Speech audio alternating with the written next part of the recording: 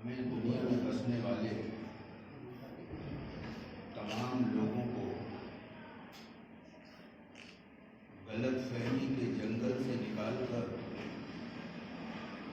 سچائی کی منزل کی طرف کیسے لایا جائے،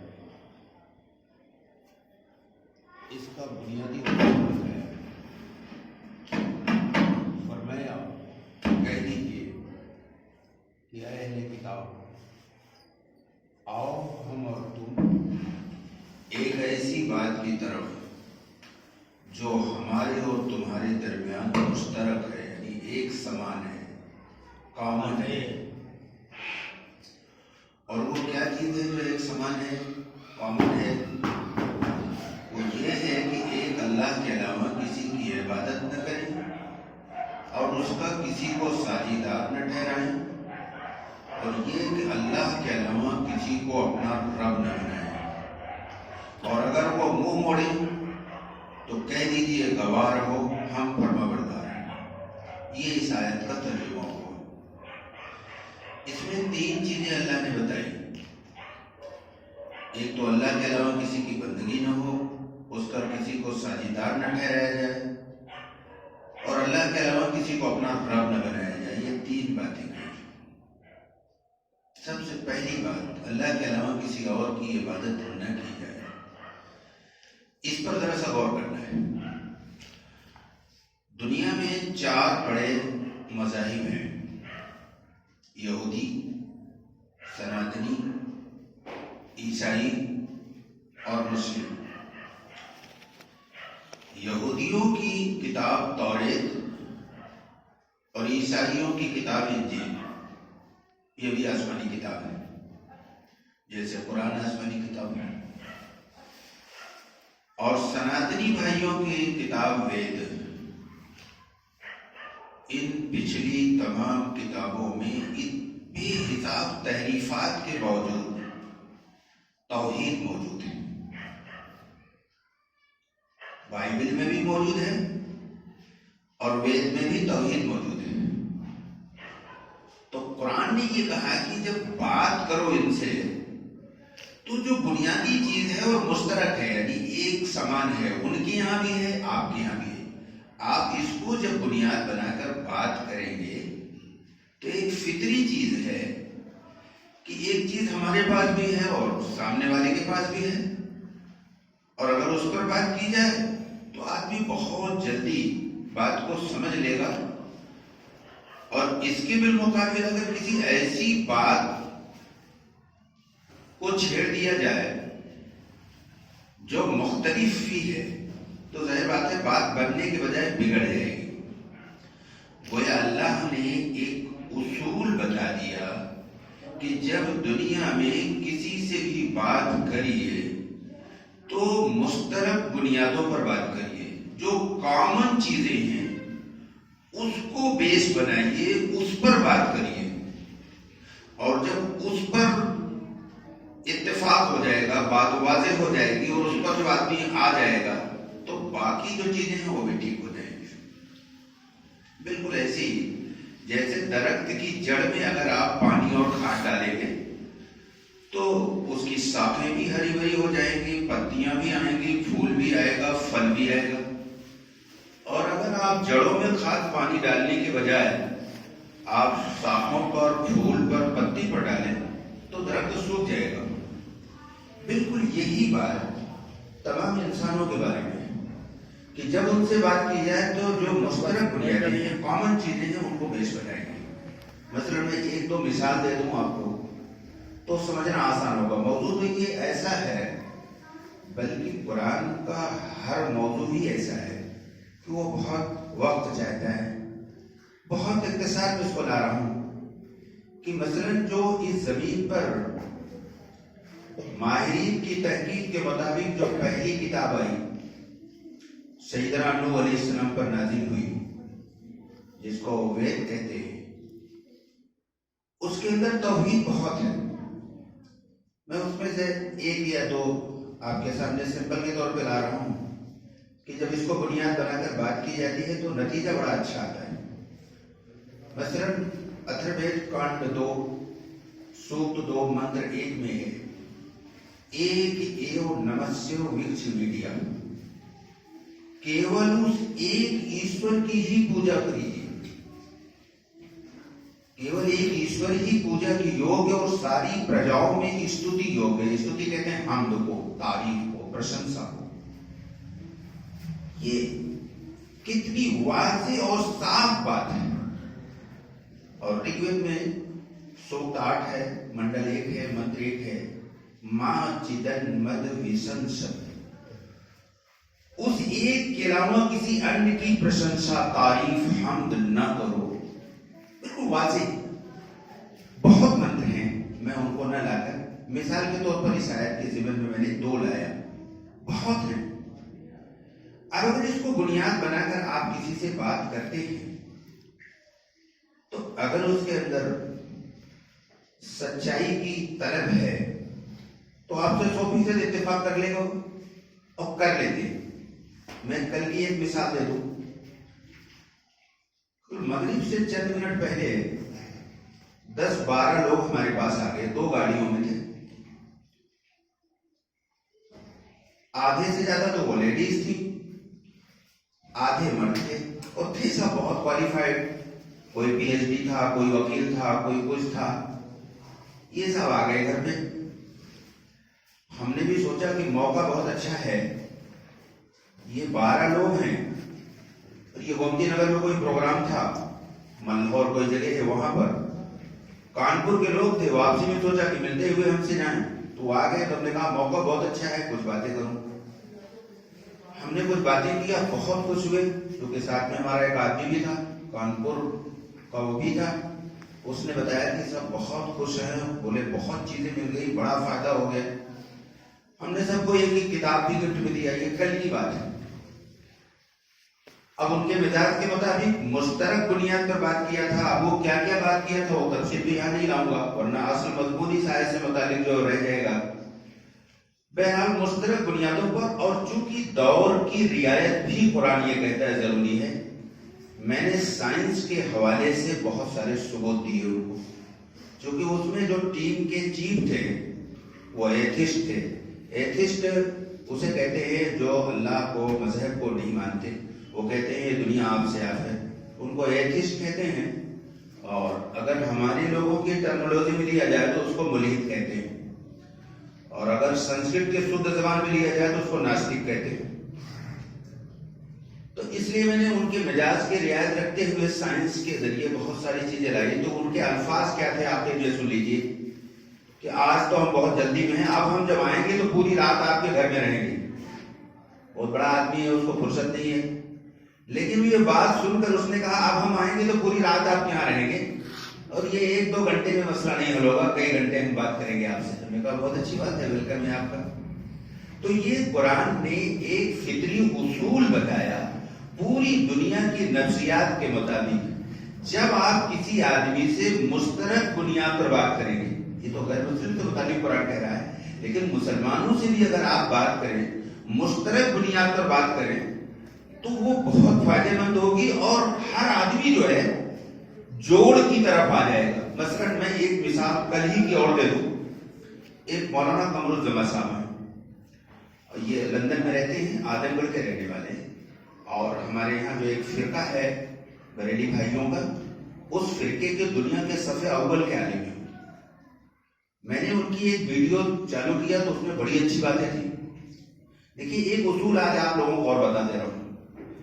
बाद लोग मुझसे पूछते हैं आप कहाँ पढ़ते हैं सब। याद रखिए इल्म के बढ़ने का तरीका यह है कि दुनिया में हर आदमी जो अच्छी बात होता है उसको ले लो, और वो आदमी कभी इल्म में आगे नहीं बढ़ेगा तो सोचेगा हमारा आदमी जो कहेगा वही सुनेगा, बाकी नहीं। ये तो बेहूदगी है, तो कुरान हदीस के खिलाफ बात है। मैंने उनकी वीडियो चलाई, बड़ी अच्छी अच्छी बातें बता रहे हैं। मैं हैरान हो गया कि इतनी अच्छी बातें, इतना काबिल आदमी। बातें थी जो थोड़ा सा इख्तिलाफ की थी, बाकी सारी बातें उनकी बहुत अच्छी थी। इतनी अच्छी थी कि कुछ थोड़ी सी बातें मुख्तलिफ होने के बावजूद मैंने फॉरवर्ड कर दिया तमाम ग्रुप में। मेरे पास 12-13 ग्रुप हैं, अगर एक ग्रुप में 200 आदमी है तो 2500 आदमी होते हैं। मैंने वो वीडियो फॉरवर्ड कर दिया तमाम जगह कि लोग इनकी अच्छी बातों से फायदा लें।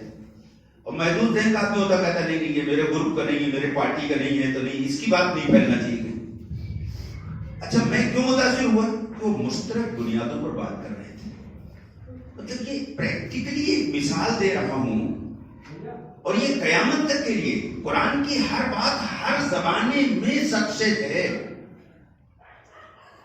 تو چاہے مسلمان ہو چاہے غیر مسلم ہو، جب اس سے مشترک بنیاد پر بات کی جائے گی تو وہ اس کو قبول کرے گا. پوری دنیا میں کہیں بھی چلے جائیں. کارل نیگی ایک بہت بڑا اسکالر ہے جس کی کتابیں ریلوے اسٹیشن میں بکتی ہیں. اس نے ایک کتاب لکھی لوک ویوہار، اسی طرح کی باتیں اس نے لکھی جو قرآن نے کہا. اس نے لکھا کہ کوئی آدمی اگر آپ کی بات نہ سن رہا ہو تو اس کا طریقہ یہ بتایا کہ وہ جس فیلڈ کا آدمی، آپ جا کر اس فیلڈ کی بات کریے، فوراً وہ سارا کام چھوڑ کر آپ کی بات سنے گا. یہ انسان کی نفسیات ہے، فطرت ہے. یہی اصول قرآن نے بتایا. کاش کہ اس پر مسلمان اگر عمل کر لیتا، 2% بھی مسلمان عمل کر لیتے، پوری دنیا میں انقلاب آ جاتا ہے. یہ اتنی بڑی بات ہے جو قرآن نے بتایا. اب میں ان کی تمام تفصیلات میں نہ جا کر، کیونکہ اس پر کئی کامن چیزیں ہیں جو آج آپ کے سامنے لانا چاہتا ہوں. وقت بہت تھوڑا سا رہ گیا، بہت اختصار کے ساتھ لا رہا ہوں کہ کیا کامن بنیادیں ہیں، مشترک بنیادیں ہیں، سمان بنیادیں ہیں جن کو لوگوں کے سامنے لانے کی ضرورت ہے. اور ہر آدمی سن کر خوش ہو جائے گا، آپ کا ویلکم کرے گا، آپ کو گلے سے لگائے گا، آپ سے ناراض نہیں ہوگا. دیکھیے ایک تو یہ ہے کہ آپ کو خوش کرنے کے لیے اسپیشل عنوانات میں جانتا ہوں، آپ کو جوش میں لا دوں، آپ خوش ہو جائیں، ماشاء اللہ سبحان اللہ. ایک یہ ہے کہ بنیادی اور تعمیری دنیا میں کیسے انسانوں کے ساتھ سلوک کیا جائے جس سے اس دنیا میں بھی امن قائم ہوگا اور دنیا آخرت میں بھی آپ کو اس کا بہت بڑا اجر ملے گا. تو یہ اصل چیزیں ہیں جو ہم بتا رہے ہیں. اس کو ذرا اگر سنجیدگی سے آپ لوگ اس کو عمل میں لے لیں گے جو اب لانے جا رہا ہوں تو کایا پلٹ جائے گی. یہ یہی گھر میں بیٹھے بیٹھے، کہیں جانے کی ضرورت نہیں، گھر میں بیٹھے بیٹھے کایا پلٹ. مثلا جیسے یہ توحید کی میں نے ایک مثال دی کہ یہ پچھلی تمام کتابوں میں توحید آج بھی بھری پڑی ہوئی ہے. جب ان کے سامنے لاتے ہیں تو چونک جاتے ہیں اور بہت خوش ہوتے ہیں کہ یہ تو بڑی اچھی بات معلوم ہو. اسی اعتبار سے ایک مشترک بنیاد ہے کہ سیدنا نوح علیہ السلام جو ہے یہ ایک نبی اور یہ پہلے رسول ہیں جن پر اللہ نے اپنی کتاب اتاری. یہ پہلے رسول ہیں. بخاری کی روایت میں باب الانبیاء. یہ عجیب بات ہے کہ سارے عیسائی نوح علیہ السلام کو نبی مانتے ہیں اور سارے یہودی نوح علیہ السلام کو اپنا نبی مانتے ہیں، اور سارے سناتنی بھائی جن کو آپ ہندو کہتے ہیں ان کے تو سروے سروا ہے. یہ جو وید ہے وہ نوح پر نازل ہوا تھا، تو ان کے تو یہ تو انہی کو بیس ہی بنائے ہوئے ہیں. تو یہاں کا پورے ہندوستان کا یا پورے ایشیا اور برما، لنکا، نیپال سب لے لیجیے آپ، یا آل ورلڈ میں جتنے سناتنی رہتے ہیں یہ 100 کروڑ سے زیادہ ہے. یہ تو نوح علیہ السلام کو مانتے ہیں کہ ہمارے نبی تھے، اور ساری دنیا کا مسلمان بھی نوح علیہ السلام کو نبی مانتا ہے. اور اگر نہیں مانتا تو قرآن یہ کہتا ہے کہ مسلمان نہیں ہے. ہر نبی پر ایمان لانا فرض ہے، یہ قرآن کہتا ہے. اور پچھلی تمام کتابوں پر ایمان لانا فرض ہے. یہ سورہ بقرہ میں اور دیگر بہت جگہ قرآن نے کہا ہے، بہت جگہ. تو اب یہ دنیا کی 4 بڑی قومیں ہیں جو سب نوح علیہ السلام کو مانتے ہیں، اپنا بڑا نبی رہنما مانتے ہیں چاروں کو. یہ بڑی عجیب بات ہے، آپ اس کو ذرا سمجھیے سنجیدگی کے ساتھ. اور اس کی بنیاد پر دنیا میں آپ کتنا بڑا امن قائم کر سکتے ہیں، کتنا بڑا کارنامہ انجام دے سکتے ہیں. اس دنیا میں بھی کامیابی کی ساری راہیں کھل جائیں گی اور آخرت تو بن ہی جائے گی جو اصل ہے، جہاں ہمیشہ رہنا ہے. اب یہ نوح علیہ السلام جن کا تذکرہ بیت میں بہت تفصیل سے آیا ہے، ان کو انہوں نے مہاجل پلاون والے من کہتے ہیں. دیکھیے نبی جو ہے جس علاقے کا نبی اللہ بنا کے بھیجتے تھے تو اسی زبان میں کتاب اتارتے تھے. آج بہت سارے مسلمان اپنی جہالت سے سمجھتے ہیں کہ دوسری زبان نہیں بولنا چاہیے. ایک مرتبہ میں وہاں آسام میں ہوجائی ایک ضلع ہے جہاں کے بدر الدین اجمل صاحب رہنے والے ہیں. تو ان کی جو مسجد ہے اس میں بدر الدین اجمل صاحب نے ہمارا بیان رکھ دیا. تو میں نے سنسکرت کے کچھ شلوک اور منتر پڑھا. تو ایک صاحب بامبے کے آئے تھے, ان کی بھی تو پورے دنیا سے لوگ آتے ہیں, 3,000 کی بھیڑ تھی کیونکہ ان کی خانقاہ چلتی ہے. تو ایک صاحب نے کہا کہ آپ اللہ کے گھر میں جو ہے آپ سنسکرت پڑھ رہے ہیں. تو مجھے ہنسی آ گئی کہ یہ کتنا جاہل آدمی ہے. میں نے کہا کہ بھائی سورہ ابراہیم آیت نمبر 4 میں اللہ نے فرمایا کہ وَمَا أَرْسَلْنَا مِن رَّسُولٍ إِلَّا بِلِسَانِ قَوْمِهِ لِيُبَيِّنَ لَهُمْ. ہم نے ہر قوم کے اندر اپنے رسول کو اسی قوم کی زبان میں اپنا پیغام دے کر بھیجا تاکہ آسانی سے سمجھا سکے. یہ قرآن کہہ رہا ہے کہ جس قوم کی جو زبان ہوتی تھی اس زبان میں رسول آتا تھا. یہ جو زبان کا بٹوارا ہے, اگر اس پر بولوں تو یہ مستقل ایک عنوان ہے. اس سے پوری دنیا میں مسلمانوں نے کتنا نقصان اپنے خود کو پہنچایا. مسلمانوں نے زبان کا بٹوارا کیا اپنی جہالت سے, معاف کیجیے گا, اس میں بڑے بڑے لوگ شامل ہیں, مجھے کسی کی پرواہ نہیں ہے, حق ہوتا ہے. اس سے بڑا نقصان ہوا. یہ گندی سوچ ہے. ہمارا علاقہ, ہماری زبان, ہماری مسجد, ہمارا, یہ اسلام نہیں ہے. یہ تو جانوروں کی سوچ ہے. ہم تو پوری دنیا کے لیے ہے. ہمارا رب ساری دنیا کے لیے رب العالمین ہے, رب المسلمین نہیں.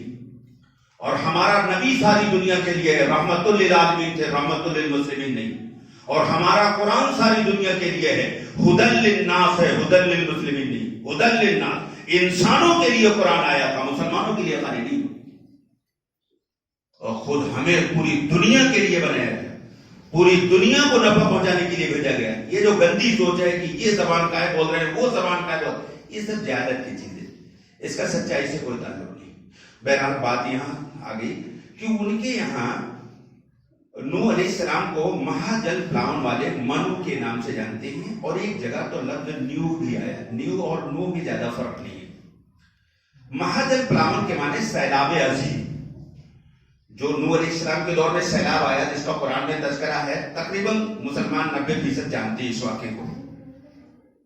یہی واقعہ وید میں تفصیل کے ساتھ موجود ہے, اور یہی واقعہ بائبل میں بھی تفصیل, اولڈ ٹیسٹامنٹ نیو ٹیسٹامنٹ دونوں موجود ہیں. یعنی اگر آسان زبان میں کہیے توریت اور انجیل دونوں موجود ہیں. تو اب یہ واقعہ اب وید میں یہ ہے کہ وہ سب جو ہے ختم ہو گئے. جب سیلاب عظیم آیا, مہاجل پلاون آیا, تو سب ختم ہو گئے. 7 رشی بچے. یہ جملہ یاد کر لیجیے آپ, 7 رشی, یعنی 7 مقدس پاکیزہ نیک اور صالح بزرگ بچے. یہ ان کی کتابوں میں موجود ہے. بائبل میں بھی ہے کہ تھوڑے سے لوگ بچے, قرآن میں بھی ہے کہ تھوڑے سے لوگ بچے, لیکن وید ایک اور ریٹ بتاتا ہے کہ 7 لوگ بچے, 7 رشی. اب اس واقعے سے اب یہ سب کے یہاں ہے, مسلمانوں کے یہاں بھی ہے, سناتنی بھائیوں کے یہاں بھی ہے, یہودیوں کے یہاں بھی ہے, عیسائیوں کے یہاں بھی ہے. اب اس واقعے کو آپ بیس بنا کر لوگوں کو کتنا جلدی اپنے قریب کر سکتے ہیں, میں اس کو واضح کرنے جا رہا ہوں. یہاں کے سناتنی بھائیوں سے اگر یہ کہا جائے, بعض لوگوں نے کہا تو بڑا اس کا اچھا رزلٹ ہے, کہ بھائی جب مہاجل پلاون والے من کے دور میں سیلاب آیا اور سب مر گئے, براہمن, چھتری, ویس, دلت سب ختم ہو گئے نا. کہتے ہیں ہاں 7 رشی بچے نا, 7 رشی بچے نا. اب دنیا میں جتنے لوگ ہیں انہی رشیوں کی سنتان ہے نا. وہ کہتے ہیں ہاں. تو پھر ان سے دھیرے سے کہتا ہوں, پھر یہ اونچ نیچ کہاں سے آیا, یہ اچھوت, یہ نیچ, یہ دلت, یہ شودر, یہ کہاں بچا؟ ارے تمہارا وید کہہ رہا ہے سب ختم ہو گئے تھے, کوئی نہیں بچا, نہ براہمن بچا, نہ چھتری بچا, نہ ویسے بچا, نہ شودر بچا, کوئی نہیں بچا, سب ختم ہو گئے تھے. 7 رشی بچے تھے, 7 صالح نیک بزرگ بچے تھے, 7 مقدس ہستیاں بچی تھی. پھر انہی سے لوگوں کو پھر سنتانیں پھیلی, اولادیں پھیلی. ان کی زبان میں کہہ رہا ہوں, سنتانیں پھیلی, اولادیں پھیلی. تو پھر اونچ نیچ کہاں رہ گیا؟ یہ ایک کامن بنیاد ہے. اونچ نیچ جیسا کینسر سے خطرناک مرض ہے یہ اونچ نیچ, بہت خطرناک بیماری ہے, بہت خطرناک بیماری ہے. اور یہ اس ملک میں ثواب پر ہے, پوری دنیا میں سب سے زیادہ ہے. اب اگر آپ اس انداز میں اس بات کو رکھ دیجیے، میں تو دوسرے انداز میں رکھ سکتا ہوں، آپ رکھو گے تو نقصان کر جائے گا. کل میں نے جو آئے تھے 12 ہندو ہمارے پاس، میں نے ان سے کہا کہ بھائی اگر تمہاری کتاب میں لکھا ہے کہ برہما کے مستک سے یہ ہوئے اور بھجا سے پھلا ہوئے، میں نام نہیں لے رہا ہوں، اور پیٹ سے پھلا ہوئے اور پاؤں سے شودر ہوئے، تو پھر یہ بتائیے دنیا میں سب سے زیادہ کرسچین ہے، 100 سے زیادہ ملکوں میں ان کی حکومت ہے، یہ کہاں سے آ گئے؟ اور دنیا کی سب سے بریلینٹ قوم جیوز ہیں، جو اسرائیل ایک ملک ہے ان کا، وہ کہاں سے آ گئے؟ اور پھر ایک اور قوم ہے جو 57 ملکوں میں حکومت کر رہے ہیں، انڈائریکٹلی ڈائریکٹلی جیسے بھی کر رہے ہیں، نام کی ہو یا کیسے بھی ہو، اللہ معاف کرے ان لوگوں کو، 57 ملکوں میں تو ہے یہ کسی نہ کسی درجے میں. ہم نے کہا یہ کہاں سے آ گئے؟ تو وہ سب ایک دم چٹپٹائے اور تسلیم کیا کہ بات بالکل صحیح کہہ رہے ہیں آپ. تو اب یہ نوح علیہ السلام جن کو سب اپنا بڑا مانتے ہیں، اپنا بزرگ مانتے ہیں، اپنا پوربج مانتے ہیں، اسلاف جس کو آپ کہتے ہیں، تو ہمارے اسلاف بھی ایک ہیں پوربج، یعنی نوح علیہ السلام ہمارے بھی پوربج ہیں، یہاں کے سناتنیوں کے پوربج ہیں، عیسائیوں کے بھی ہیں، یہودیوں کے بھی ہیں. اور جو ہمارے دین کا ایکوریٹ ترجمہ اگر سنسکرت میں کیا جائے تو دھرم ہوتا ہے، اور دھرم و مذہب میں فرق ہوتا ہے. تو یہ جو دھرم ہے یہ بھی پوری دنیا کا اگر اس کو گہرائی سے دیکھا جائے تو سب ایک ہے. سارے نبی ایک ہی دین لے کے آئے تھے، ایک ہی دھرم لے کے آئے تھے. آخری نبی محمد صلی اللہ علیہ وسلم اسلام کے آخری نبی تھے، اسلام کے فاؤنڈر نہیں تھے، اسلام کے بانی نہیں تھے. اگر وہ آخری تھے تو کوئی پہلا بھی ہوگا، اور جو پہلا بھی ہوگا تو درمیان میں کوئی ہوگا. اسی کو قرآن نے سورہ 42 آیت نمبر 13 میں کہا، شرع لکم من الدین ما وصى به نوح والذی اوحینا الیک وما وصینا به ابراہیم وموسیٰ وعیسیٰ. اس کا مفہوم عرض کر رہا ہوں کہ اے محمد صلی اللہ علیہ وسلم، جو دین میں نے آپ کو دے کر بھیجا، یہی دین میں نے نوح کو دیا تھا، اور یہی دین میں نے ابراہیم کو دیا، یہی میں نے موسیٰ کو دیا، یہی میں نے عیسیٰ کو دیا. سارے نبی کا دین ایک تھا. اب یہ میں نے شارٹ میں بتایا، میں ٹریننگ دینے تو کھڑا نہیں ہوا ہے، تو جمعے کا وقت ہے نا، لیکن میں نے سوچا کہ آج اس کو لاؤں کہ لوگوں میں بات کیسے رکھی جائے. یہ قرآن بتا رہا ہے ہمارا دین بھی ایک ہے، ہمارے اسلاف بھی سب ایک ہے، ٹھیک ہے. اور ایک تیسری چیز بتا دیں آپ کو، ہمارا دین ایک ہے، ہمارے اسلاف ایک ہیں، اور ہم سب کا خون بھی ایک ہے. پوری دنیا کے انسان کا خون ایک ہی کلر کا ہے، گروپ تو الگ الگ ہوتے ہیں. تو پھر یہ کیسے ممکن ہے کہ اسلاف ایک، دین ایک، خون ایک، اور دھرم 50؟ یہ تو عقل کے خلاف ہے، یہ تو فطرت کے خلاف ہے. جب سب ایک ہیں تو پوری دنیا کے انسانوں کا دین بھی ہمیشہ ایک تھا اور آج بھی ایک ہی ہے. اور اس سچے دین کا نام قرآن نے 1400 سال پہلے جو دیا تھا، دین قیم، ذالک دین القیم، 30ویں پارے کے اندر یہ آیت ہے. دین قیم کا اگر ایکوریٹ ترجمہ سنسکرت میں کیا جائے، جانتے ہیں کیا ہوتا ہے؟ سناتن دھرم. دین قیم کا پہلے ترجمہ کر دوں تب سناتن کا ترجمہ کروں گا. وہ دین جو ہمیشہ سے قائم ہے. اب سناتن کا کیا مطلب ہوتا ہے؟ سب دن سے چلا آنے والا دین. ارے نام تک نہیں بدلا. قرآن نے جو دین کا جو نام دیا، دین قیم، وہی نام وہاں بھی لکھا ہوا ہے. یہ وہ بنیادیں ہیں، خدا کی قسم اگر ان کو بنیاد بنا کر کے لوگوں کے بیچ میں بات رکھی جائے تو تقریباً 99% رزلٹ صحیح آتا ہے. میں ایک آخری بات عرض کر دوں. مثلا کل جو ہمارے پاس 12 لوگ آئے تھے، اس میں 1-2 کو چھوڑ کر سب غیر مسلم تھے، اور وہ سب ویل ایجوکیٹڈ تھے. میں نے ان سے ایک بات رکھی، بہت متاثر ہوئے، کیونکہ وہ سب دنیا میں ڈوبے ہوئے لوگ تھے، اور جو میں نے یہ رکھی تھی ایک دم ان کی ڈوبتی ہوئی رگ پر اثر کر گیا۔ میں نے کہا بھائی دیکھیے آپ پڑھے لکھے لوگ ہیں تو میں کچھ سائنٹیفک باتیں آپ سے کرنے جا رہا ہوں۔ یہ وہ بیش ہے جس کو آپ دنیا میں کہیں رکھ سکتے ہیں، اس میں کوئی ٹریننگ لینے کی ضرورت نہیں۔ میں نے کہا آپ کو بھوک لگتی ہے جتنے آپ سب بیٹھے؟ تو وہ سب ہنسنے لگے، کہنے لگے ہاں بھوک تو لگتی ہے ہم سب کو۔ ہم نے کہا بھوک کو آپ نے دیکھا تو نہیں ہے؟ کہا نہیں۔ ہم نے کہا بھوک کا انتظام ہے، اناج ہے، سبزی ہے، پھل ہے، کہنے لگے ہاں۔ ہم نے کہا آپ کو پیاس بھی لگتی ہے؟ کہا ہاں۔ ہم نے کہا پیاس آپ نے دیکھا تو نہیں ہے؟ پیاس دکھائی تو نہیں دیتی نا، لیکن اس کا انتظام ہے، دنیا میں 71% پانی ہے۔ کہاں؟ تو ہم نے کہا بھوک اور پیاس سے زیادہ دنیا کے ہر آدمی کے اندر یہ طلب ہے کہ میں کبھی مروں نہیں۔ کوئی آدمی مرنا نہیں چاہتا، سائیکاٹرک پیشنٹ کو چھوڑ کر۔ وہ تو بیماری ہے، بیماری میں چاہتا ہے میں مر جاؤں، وہ تو بیماری ہے۔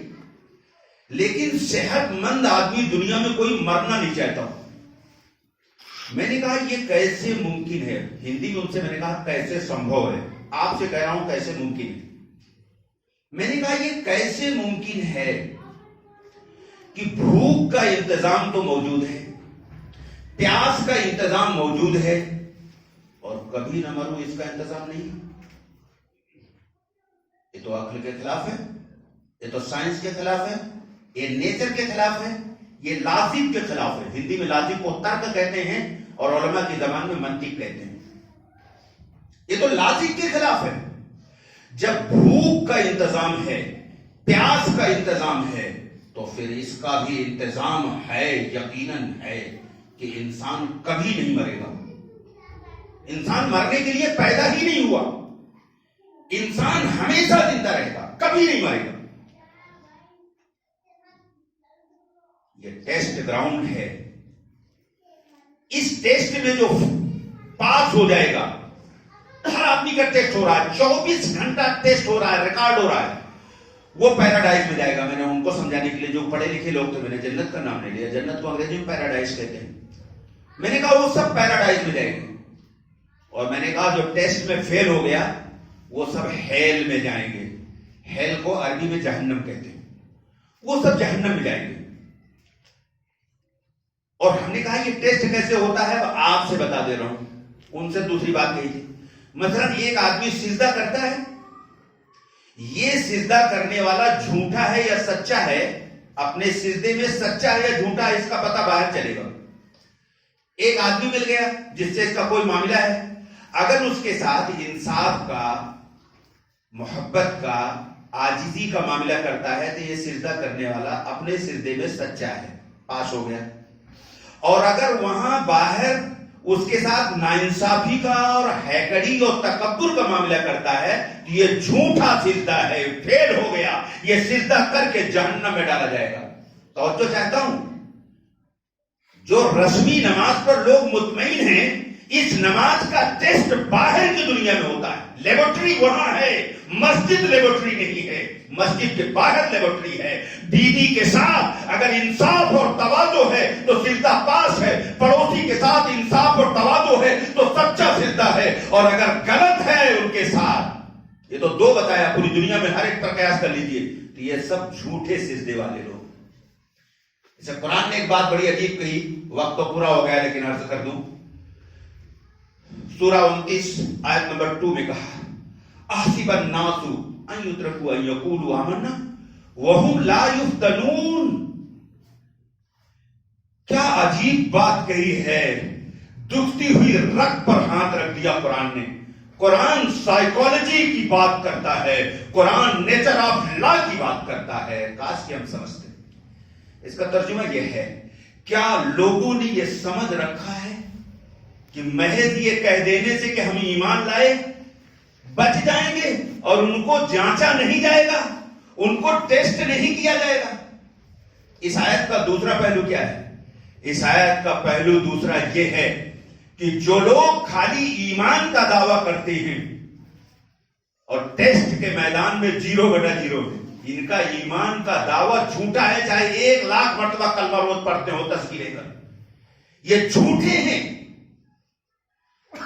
دعوے کی صداقت دلیل سے ہوتی ہے، اور دلیل کی صداقت عمل ہے۔ آپ 24 آورس کی زندگی میں کیسے رول ادا کر رہے ہیں وہاں فیل پاس ہوگا، مسجد میں نہیں ہوتا ہے جو آج کا رسمی دین لوگوں نے سمجھ رکھا ہے۔ ایک آخری بات کہہ دوں، ہے تو بڑی ٹف بات لیکن کہوں گا مجبور ہوں۔ ایک آدمی 24 گھنٹے میں سے کچھ وقت نکال لے، اس میں نماز ہے، روزہ ہے، زکوٰۃ ہے، حج ہے، تسبیح ہے، تلاوت ہے، سب کرتا ہے۔ پھر سے کہہ دوں، کلمہ پڑھتا ہے روزانہ 1000 مرتبہ فار ایگزامپل، 5 وقت کی نماز بھی پڑھتا ہے، نفل بھی پڑھتا ہے، تہجد بھی، اشراق بھی، چاشت بھی، روزے بھی رکھتا ہے، زکوٰۃ بھی دیتا ہے، حج بھی کرتا ہے، لیکن اس کے علاوہ باقی زندگی آزاد ہے۔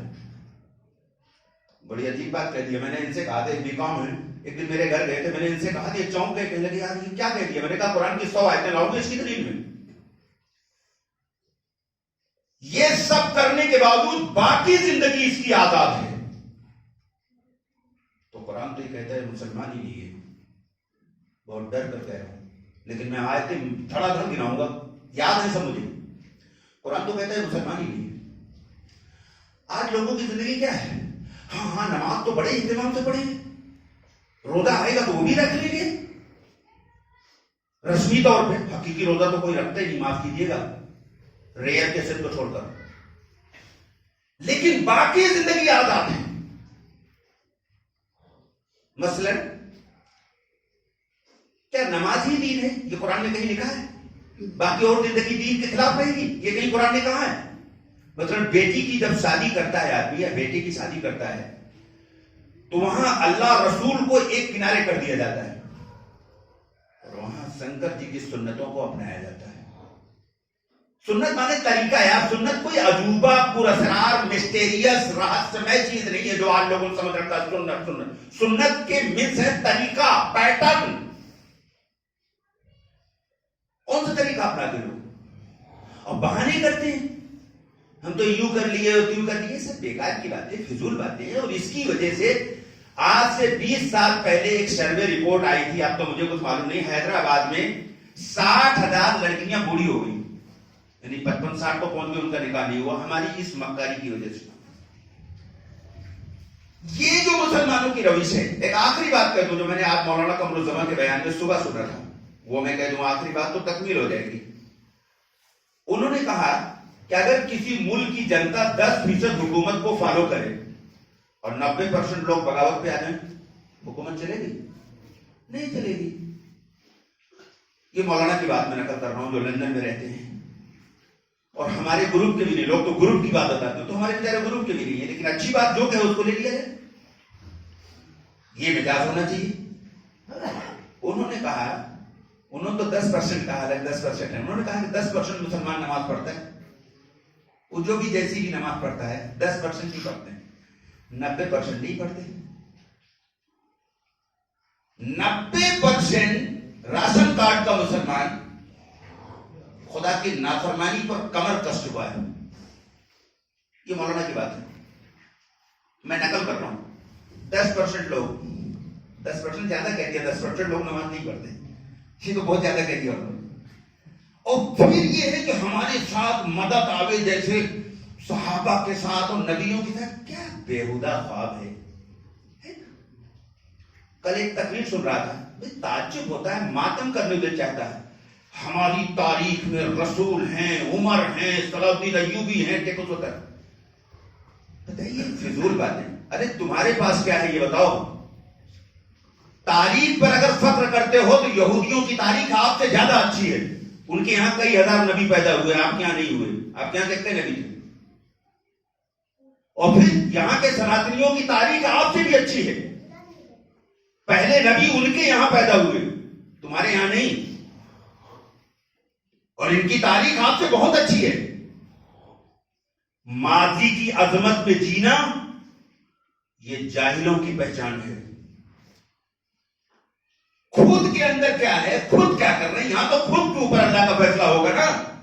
رسول نے جو کیا تو اس کی بنیاد پر آپ کے ساتھ فیصلہ تھوڑا کیا جائے گا، آپ نے کیا کیا اس کی بنیاد پر آپ کے ساتھ فیصلہ ہوگا۔ یہ جو مسلمانوں کی روش ہے، اس سے دنیا تو جا ہی جا رہی ہے، آخرت بھی چلی جائے گی۔